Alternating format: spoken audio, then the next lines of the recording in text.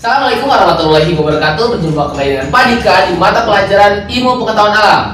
Teman-teman, tadi udah lihat ya di video sebelumnya, Pak Dika sedang melakukan olahraga. Nah, kalau olahraga itu biasanya identik dengan gerakan ya teman-teman. Nah, pertanyaannya, gimana manusia bisa bergerak?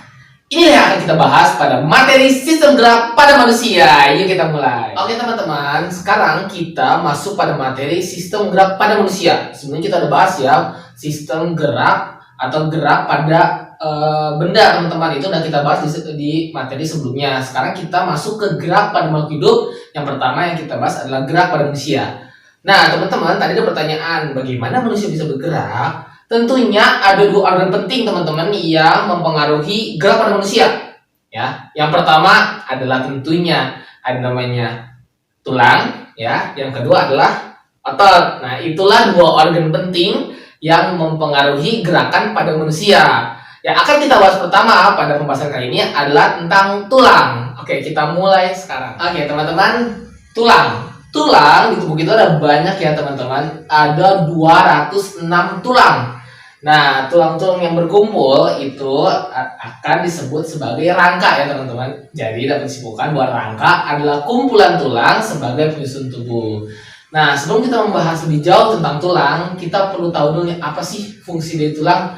Ada 6 fungsi yang perlu kita ketahui dari manfaat tulang di tubuh kita. Seperti apa? Mari kita bahas satu. Oke teman-teman, sekarang kita akan bahas fungsi dari tulang atau rangka. Yang pertama adalah tulang merupakan alat gerak pasif pada tubuh manusia. Kenapa dikatakan pasif? Karena tulang ini merupakan organ yang tidak bisa bergerak sendiri teman-teman. Tulang dapat bergerak karena ada organ lain, yaitu adalah otot tadi ya. Jadi otot adalah alat gerak aktif, tapi itu nanti pembahasan di berikutnya. Sekarang kita bahas tentang tulang. Jadi tulang ada alat gerak pasif ya. Itu yang pertama. Kemudian yang kedua, tulang sebagai tempat untuk melekatnya otot. Tadi yang pertama sebagai gerak pasif. Nah, agar bisa digerakkan, tentunya fungsi yang kedua adalah tulang tersebut menjadi tempat melekatnya otot agar bisa menggerakkan tulang. Yang ketiga adalah fungsi dari tulang itu memberi bentuk tubuh teman-teman.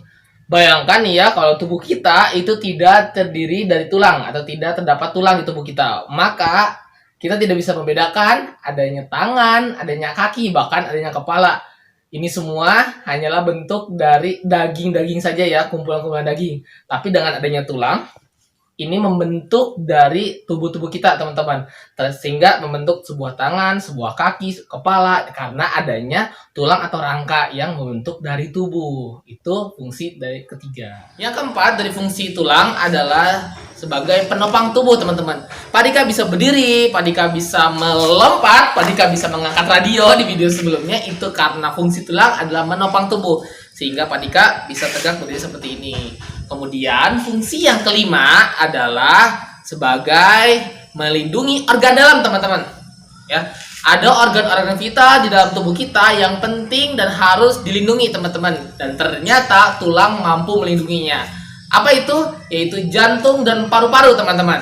Jantung dan paru-paru ternyata merupakan organ yang sangat penting bagi tubuh manusia. Oleh karena itu, diperlukanlah perlindungan yang ekstra. Allah memberikan karunia kepada kita sebuah organ yang melindunginya, yaitu tulang. Dengan adanya tulang dada dan tulang rusuk, sehingga goncangan-goncangan yang kita buat nih di aktivitas kita sehari-hari tidak mengganggu dari kinerja paru-paru dan juga jantung. Nah, ini salah satu dari fungsi tulang, yaitu melindungi organ dalam. Dan yang terakhir, fungsi dari tulang adalah membentuk sel darah teman-teman. Ternyata dengan tulang-tulang yang ada di tubuh kita itu juga bisa membentuk sel pada darah kita. Nah, ini karena di dalam tulang teman-teman ada namanya sumsum merah yang nanti akan kita pelajari di pertemuan berikutnya. Itulah fungsi-fungsi tulang yang perlu kita ketahui pada pembelajaran kali ini.